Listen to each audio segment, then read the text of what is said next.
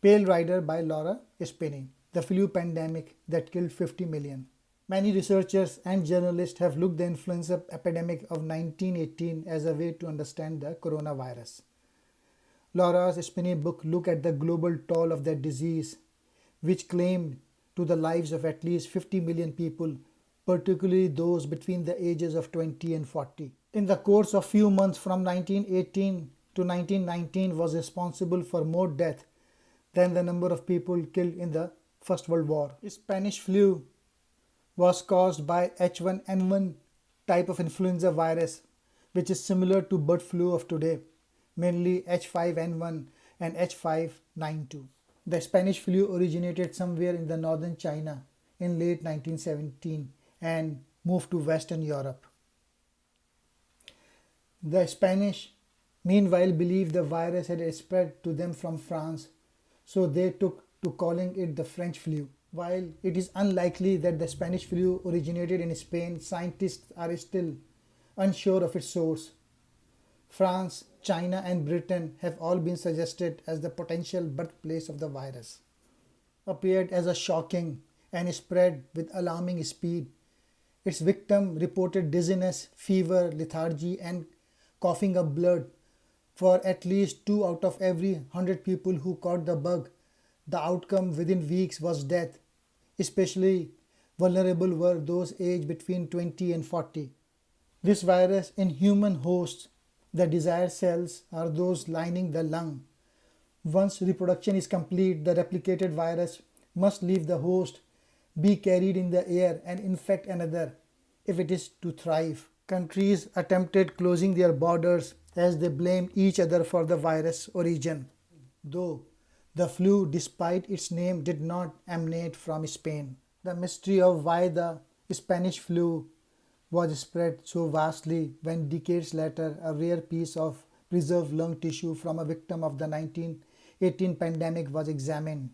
Gene sequencing showed that its structure bore a close resemblance to the flu virus found in birds. The flu of 1918 to 1920 was one of the greatest human disasters of all time. It infected a third of the people on earth, from the poorest immigrants of New York City to the King of Spain. The Spanish flu infected 1 in 3 people on earth, or 500 million human beings. Between the first case recorded on March 4, 1918 and the last in March 1920. It's transmitted from one to another in tiny infected droplets of mucus flung through air by coughs and sneezes. For flu to spread, people must live fairly close together. In March 1918, a cook at Camp Funston, Kansas reported to the infirmary a sore throat, fever, and headache. By lunchtime, more than 100 similar cases were at the infirmary, and in the following weeks, hangar was used to accommodate them all. By April 1918, the flu was epidemic in the American Midwest cities of the eastern seaboard, from where they embarked, and the French ports where they disembarked. By the middle of April, it reached the trenches of Western Front, then on to Germany, Russia, India, China, Australia, Japan. The first wave was relatively mild.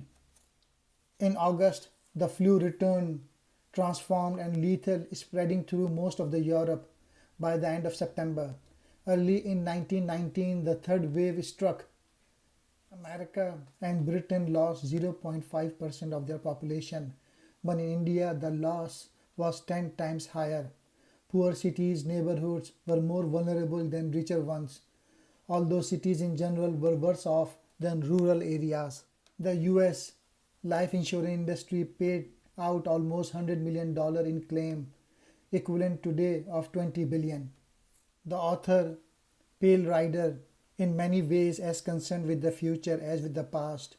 The 1918 influenza strain was a classic example of a violent new pathogen striking communities that had no immunological preparation for it, wide open communities where the virus could wreak havoc virtually unimpeded. If the strain that caused the Spanish flu were to emerge again today, it would likely cause a mild disease since our immune systems are more or less primed to it. The danger is that a new strain appears to which nobody alive has ever been exposed, which killed one third of world's population, killing over 10% of its victims. The title of the book, though Spinney does not acknowledge it, comes from the Apostle John's vision of the fourth horseman in Revelation 6:8.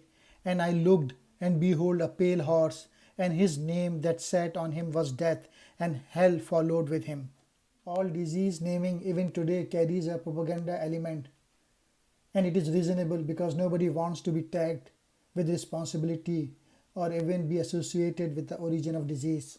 Deep down, most of us think that while today a new pandemic might kill quite a few people, we would soon enough, by throwing money and scientists at it, find a cure and get back to normalcy. That confidence is misplaced. One has only to see the enormous resources thrown at AIDS over the past 30 years, where a cure appears no closer, to realize that it is not that simple.